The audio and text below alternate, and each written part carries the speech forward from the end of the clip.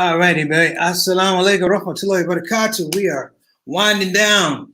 Got a few days left of Ramadan. I'm feeling strong. I'm feeling blessed. I want to give a couple quick shout outs. I normally don't do this at the beginning of the show, but I just got off the call with my brother Mark Shaheed out of St. Louis, and his lovely wife called me up with some good news, just checking on the brother. And I want to give him some credit. He's one of the inspirations for actually doing the shout out show. And not only doing it, but being able to do it all throughout Ramadan. I've watched him do AM 360 for a really, really long time, and I am inspired. I want to give a shout out to my sister, Riri. Good to see you. Thank you for coming on the show. Peace and blessings to you and your family. Today, brothers and sisters, is a topic that I really want to talk about. Now, y'all know, some of y'all have seen my act, and you may think that I have no religion at all.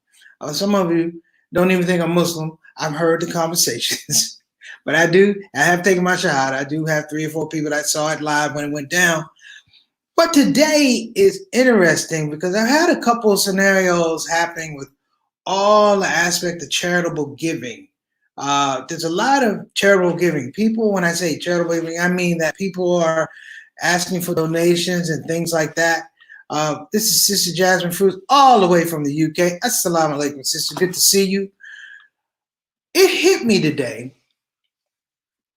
thinking about charitable donations, and I came up with this title, which is, how does God use us and how do people try to use us?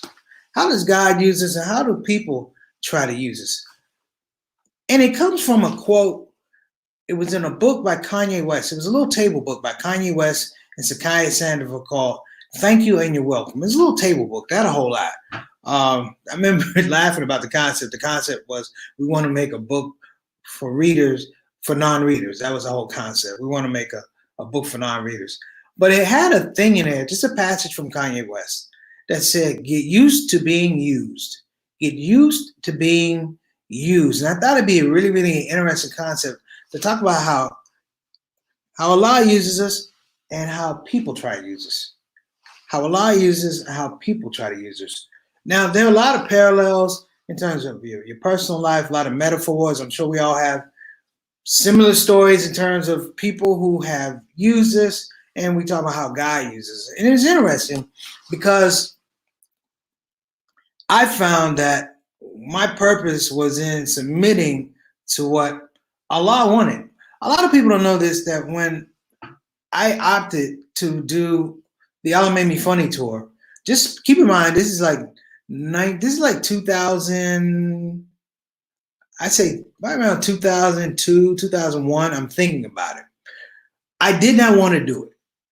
Given what I knew from the Muslim community at that time, I didn't want to do it because I just felt like it was going to be too much work. There's going to be a lot of headache. There's going to be a lot of undue stress and anxiety. I was in Hollywood. I was just coming off writing from a really popular show.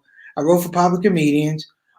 And sometimes there's that thing when Allah calls, you respond. When God calls, you respond. Okay, so that response happened. I decided I'm going to leave Los Angeles.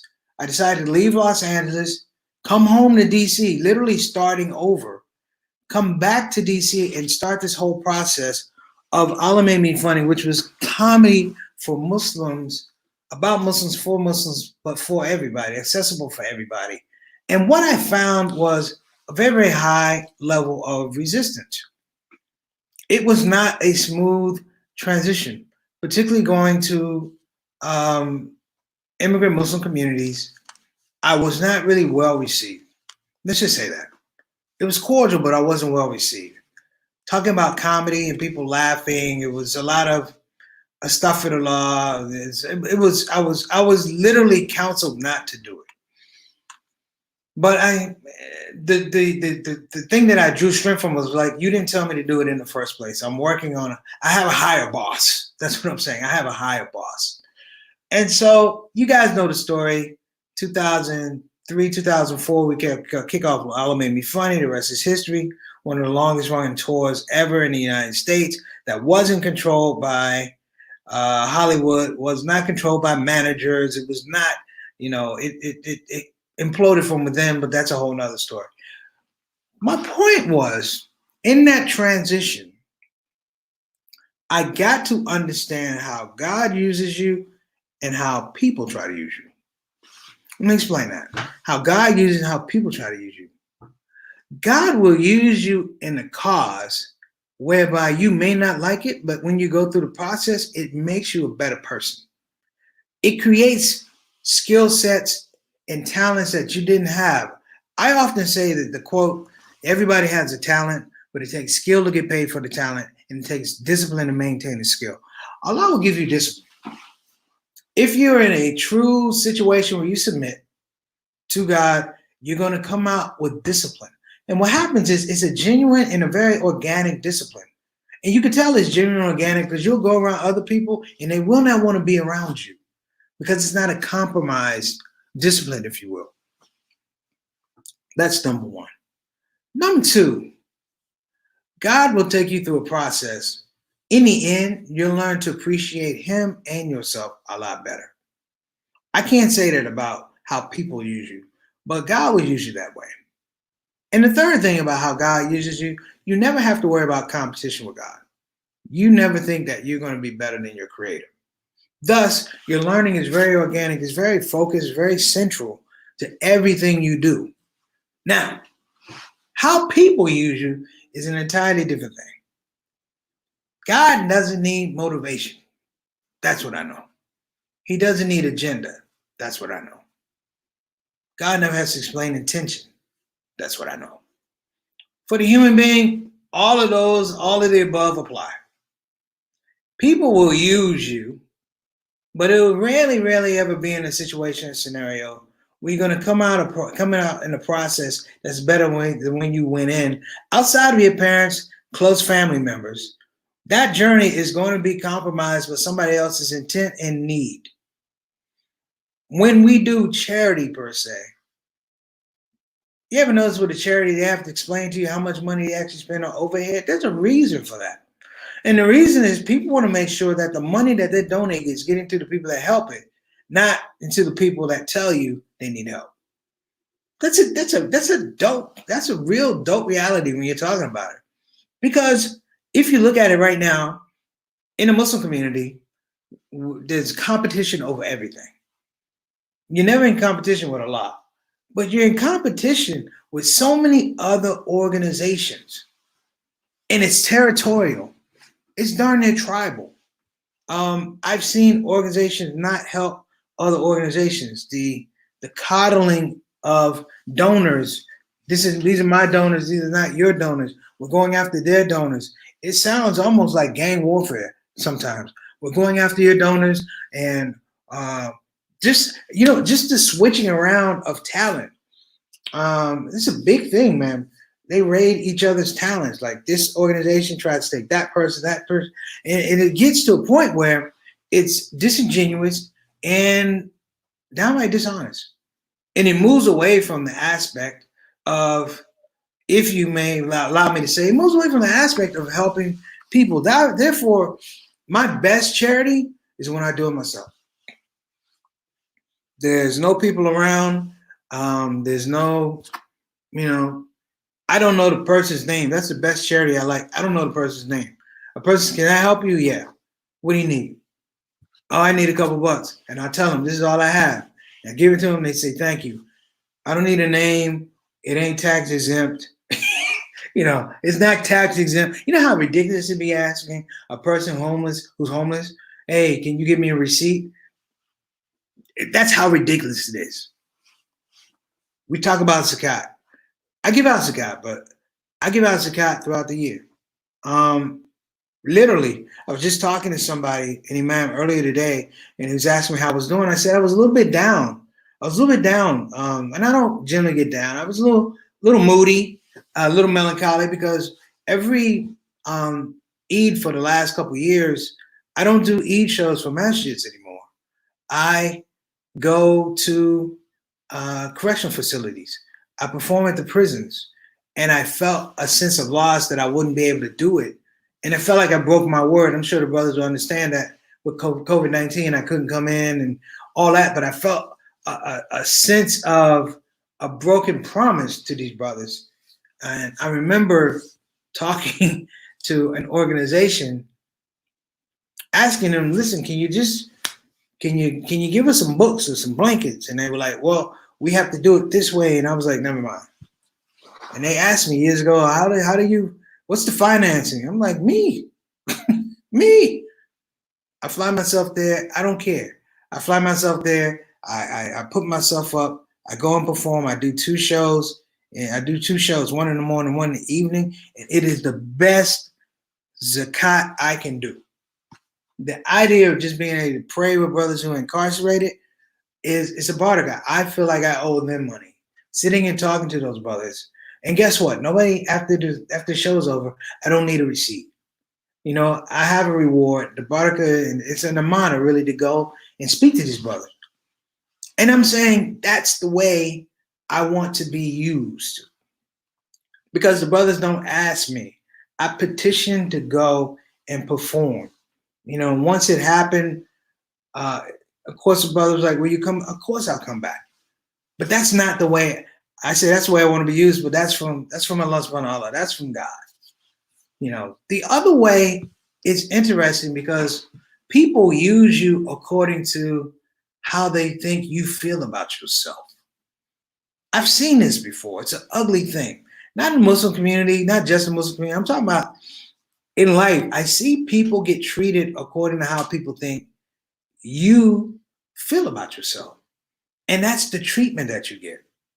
When I say used, I don't mean just, you know, oh, give me a couple dollars. I mean, this is a deep pathological sense of entitlement, which is the other thing about how people use you.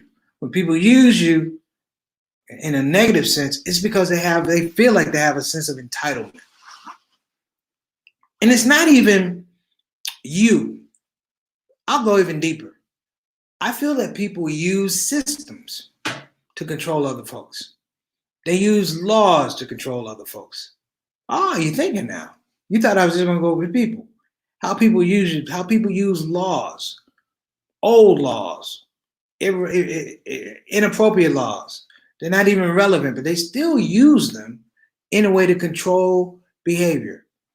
I'll give you a great example. I was a school teacher. You guys know this. I taught severely emotionally disturbed children.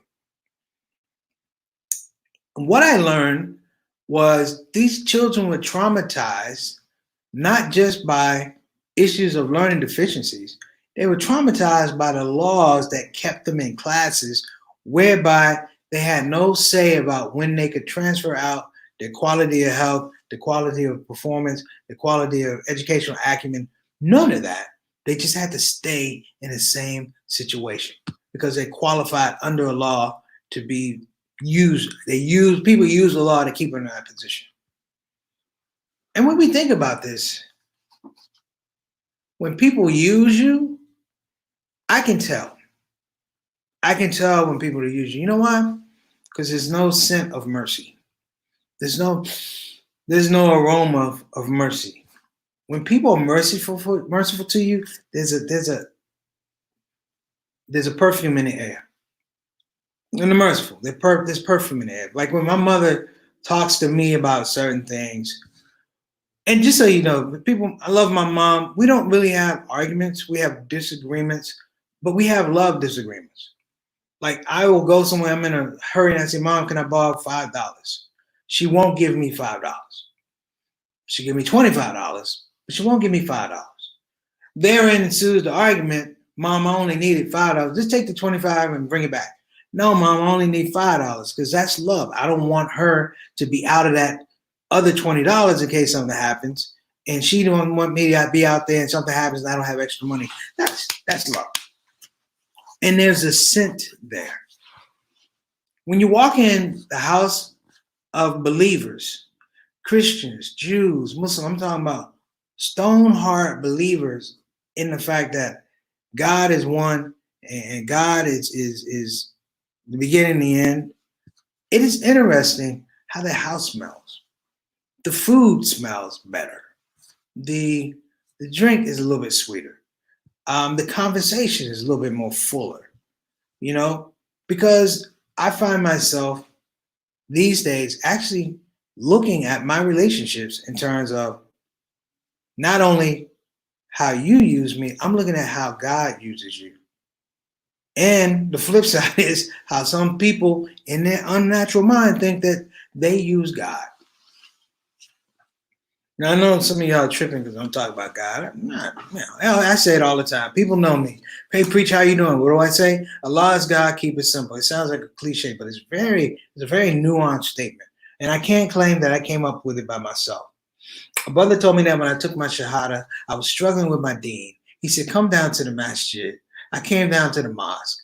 He said, brother, what's going on? I said, I'm trying to be this Muslim. And what it was I was running into people in the mosque that had other intentions for me other than me being a good Muslim, brother. You know, you need to pick me up. And I was their Muslim, and they tried to control me, and they tried to make me feel a certain way. Sister Farhar, thank you so much for coming. I appreciate you. They tried to they wanted to control me, and they would use their religion to try to control me. And it brought me to a point where the things that brought me to this religion were not the things that were making me happy. And the brother said something. He said, first of all, brother, he said, Allah is God, not these people. Keep it simple. Then he took me to the side door of the masjid, and he looked out there, and I said, what am I looking at, brother? He said, keep looking. I'm looking like a minute, and I'm thinking the brother's losing it. I don't see anything. It's an empty parking lot. I said, what am I looking for? He said, do you see a burning bush out there? I said, no, sir. He said, and you won't. He said, Islam is work. Islam is work. So if you're looking for the people that are users, they are the people who work the least. They work to get you to work. We have a situation now with COVID-19, and this is it's a revelation, if you will. People say we never been through it before. That's because they forget about slavery. Didn't go through slavery before either. But this is a different situation because at some point in time during this whole COVID thing, the world was flat. Didn't matter if you had money, didn't matter if you had a big house, servants, you're rich, poor, straight, gay, religious, not religious. It didn't matter. You had a virus out there that in its right condition, in the right conditions and scenarios, it could kill you. It could literally kill you. So you had nothing to argue about. So everyone is in this space like it could happen to me. You couldn't even go where you wanted to go. You couldn't go to the grocery store and shop like you wanted to. You couldn't visit relatives. I mean, this is mind-boggling. But an issue happened. The economy. Politicians told everybody, we got to come up with a plan for everybody to go back to work. You know why? Not for the welfare of those people, because some of the people who are going back to work, those jobs weren't paying livable wages anyway. They were not. You're going back to a job that won't help you. I think about my grandfather, and I said it before. My grandfather worked several jobs because he knew one job would not take care of his growing family.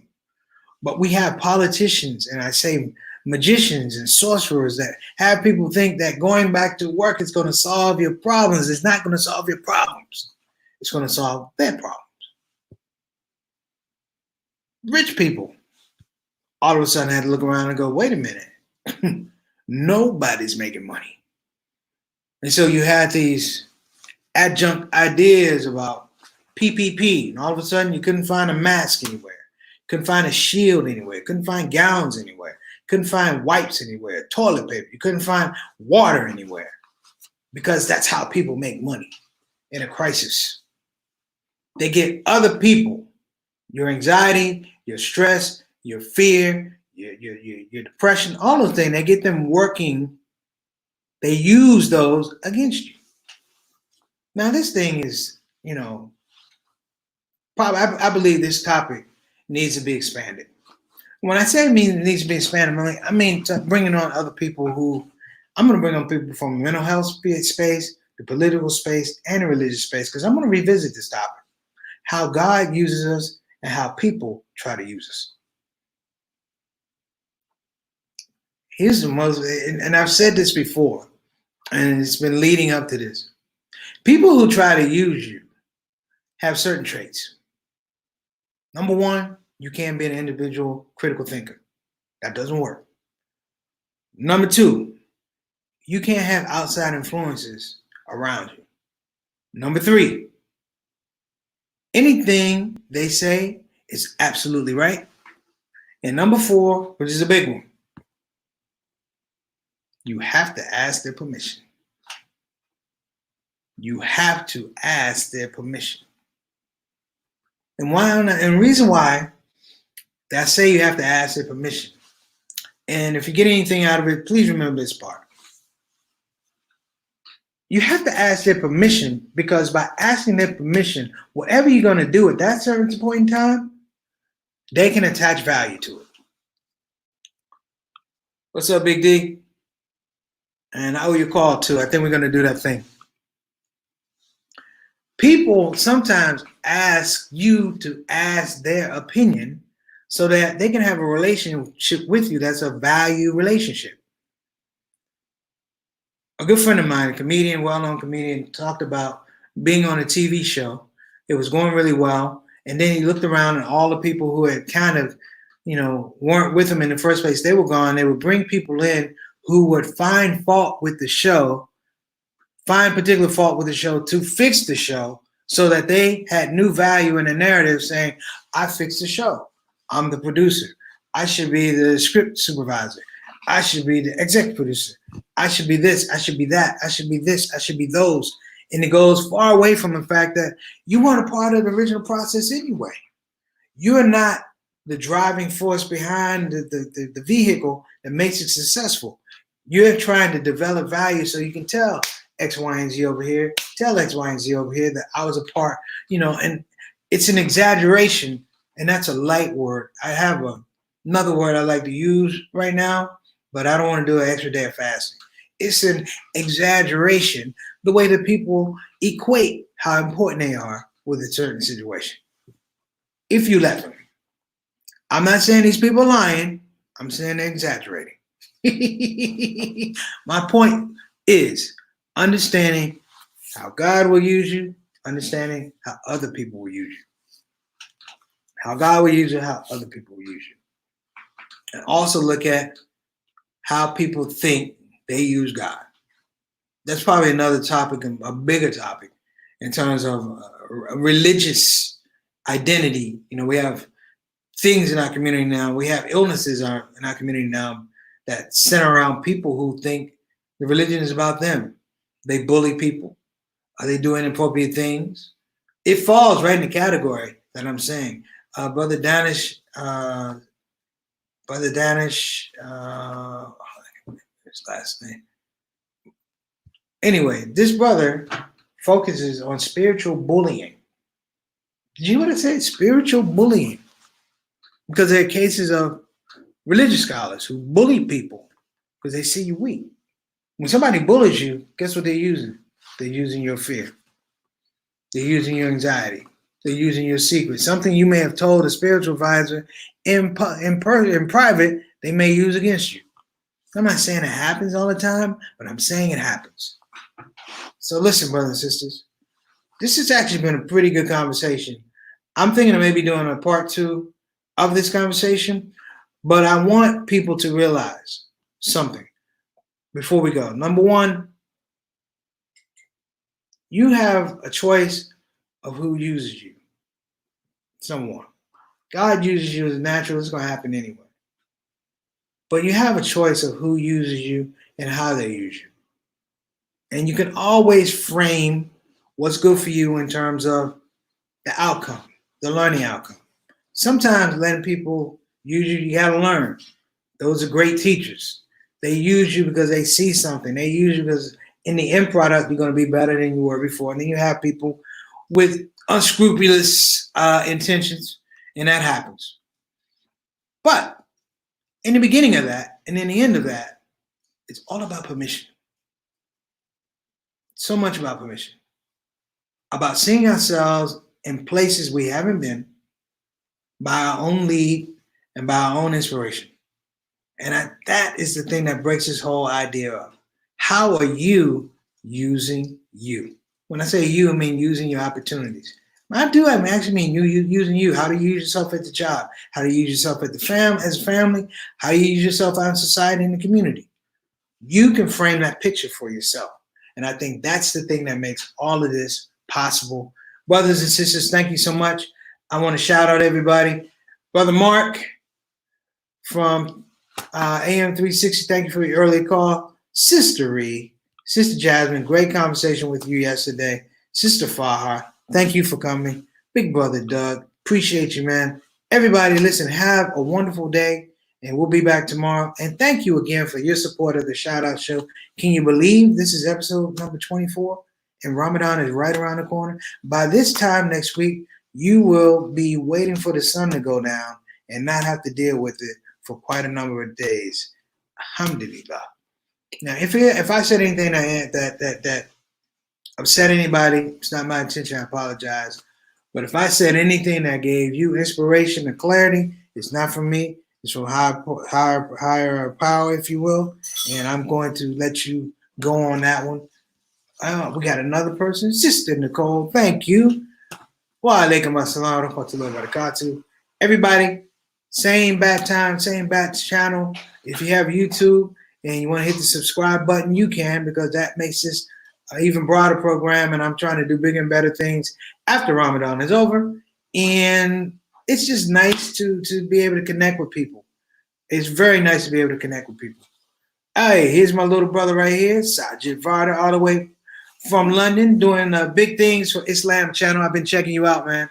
They did a great thing about working with street children, raised a lot of money helping these kids out. Sajid has been one of those guys, you know, when I say walking, trying to walk that deen, walk that talk, he's a guy who, to me, it's fun to watch him because I get to see how Allah uses him, and it's very inspiring. So everybody, I'm gonna bounce off because I got things to do and you got things to do, and I got to be ready for iftar and things like that. But more importantly, I'm just a little sleepy, and I got to pray, and I'm just trying to find out a little bit more how God wants to use me. You guys take care of yourselves, stay blessed, and I will see you soon. Assalamu alaikum wa rahmatullahi wa barakatuh. Preacher Maz, Shout Out Show.